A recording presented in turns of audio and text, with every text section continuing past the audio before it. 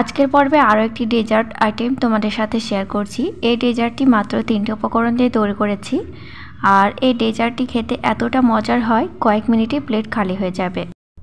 তোমাদের কাছে রিকোয়েস্ট করছি, ভিডিওটি ভালো লাগলে চ্যানেলটি অবশ্যই সাবস্ক্রাইব করে দিয়ে আমার সাথে থাকবে, সাথে অবশ্যই লাইক এবং কমেন্ট করবে। চলো মূল রেসিপিতে চলে যাই। এখানে নিয়েছি 1 প্যাকেট স্লাইস পাউরুটি। এই পাউরুটিগুলো ধারে যে শক্ত অংশগুলো আছে ব্রাউন কালার, সেগুলো কেটে বাদ দিয়ে দেব। মাঝে যে নরম অংশটা আছে সেটাই নিব, আর সেই নরম অংশটা দিয়ে খুব সুন্দরভাবে ব্রেড মালাই তৈরি হয়ে যাবে। এখানে যে কোনো ধরনের পাউরুটি ব্যবহার করা যাবে, তবে ব্রাউন পাউরুটির টেস্ট একটু তেতো লাগে, তো এখানে ব্রাউন পাউরুটিটা একটু অ্যাভয়েড করলেই ভালো হয়। এবার এখানে নিচ্ছে একটি ফ্রাইং প্যানে আমি পাউরুটিগুলো ফ্রাই করে নেব। তো সামান্য পরিমাণ ঘি দিয়েছি, ঘিয়ের ওপরে পাউরুটিগুলো ফ্রাই করে নেব। পুড়িয়ে ফ্রাই করা যাবে না, হালকা আঁচে এপিট ওপিট করে একটু সেঁকে নেব। বেশি ভাজতে যাবে না, তাহলে কালার ধরে গেলে ডেজার্ট দেখতে ভালো হবে না, আবার খেতে ভালো হবে না। তোমরা চাইলে ঘিটা বাদ দিয়ে শুকনো খোলাতেও ফ্রাই করে নিতে পারো, তবে ঘিয়ের ওপর হালকা আঁচে ফ্রাই করে নিলে সুন্দর একটা ফ্লেভার আসে, খেতে গিয়ে ভীষণ ভালো লাগে। এপিট ওপিট করে আমি ফ্রাই করে নিয়েছি, এবার আমি তুলে নিচ্ছি। দুধ থেকে মালাই বানিয়ে নেব। এখানে নিচ্ছি 1/2 লিটার দুধ। তো আজকে অল্প পরিমাণে মালাই ডেজার্ট তৈরি করছি, তো এখানে 1/2 লিটার দুধ থেকে বেশ অনেকটা মালাই তৈরি হবে। ব্রেডের মাপ অনুযায়ী এখানে আমি দুধটা ব্যবহার করেছি, তো তোমরা যতগুলো এখানে ব্রেড ব্যবহার করবে সেই অনুযায়ী দুধটা ব্যবহার করতে হবে, কেননা দুধের ভেতরে ব্রেডগুলোকে যেহেতু আমি ভেজাবো আর দুধ থেকে মালাই তৈরি হবে, আর মালাই করতে গেলে দুধটা অনেকটা গাঢ় করতে হয়। এই পর্যায়ে দেখো মালাইটি পুরো তৈরি হয়ে গেছে, সুন্দর চাছি উঠে পড়েছে। এবার দিচ্ছি স্বাদ মতো চিনি। দুধ গাঢ় হয়ে যাওয়ার পর এমনিতেই মিষ্টি হয়ে যায়, তো মিষ্টির স্বাদটা অবশ্যই স্বাদ মতো দেবে। আমি এখানে স্বাদ মতোই ব্যবহার করলাম।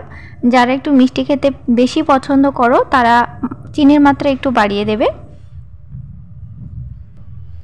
এখানে আমি একটি মোল্ড নিয়েছি, তোমরা যে কোনো ধরনের মোল্ড নিতে পারো, যে কোনো ধরনের পাত্র নিতে পারো, তাতে কোনো অসুবিধা নেই। এবার মোল্ডের ওপর পাউরুটির পিসগুলো সুন্দর করে সাজিয়ে দিচ্ছি। আমার সকল ফ্যামিলি ফ্রেন্ডসদের জানাচ্ছি অনেক অনেক ভালোবাসা। যে সকল ফ্রেন্ডসরা আমার চ্যানেলে এখনও নতুন আছো তাদেরকে একটু রিকোয়েস্ট করছি, তারা প্লিজ চ্যানেলটি সাবস্ক্রাইব করে দিয়ে আমার সাথে থাকবে।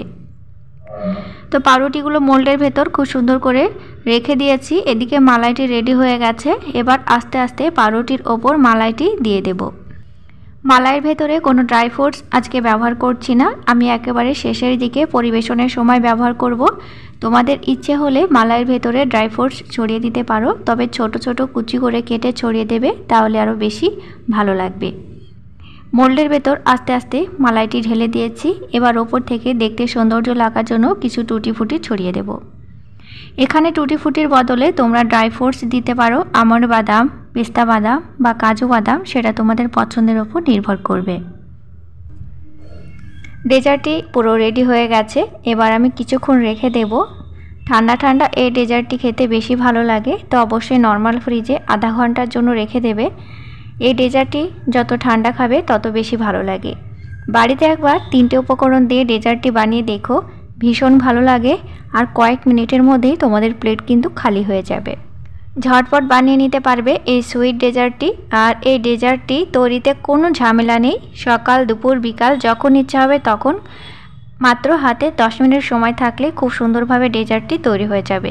তো ভিডিওটি ভালো লাগলে চ্যানেলটি অবশ্যই সাবস্ক্রাইব করে দিও, সাথে অবশ্যই লাইক এবং কমেন্ট করো। আবারও ফিরে আসছি নতুন কোনো ভিডিওর সাথে, ততক্ষণ তোমরা ভালো থেকো এবং সুস্থ থেকো। Thank you.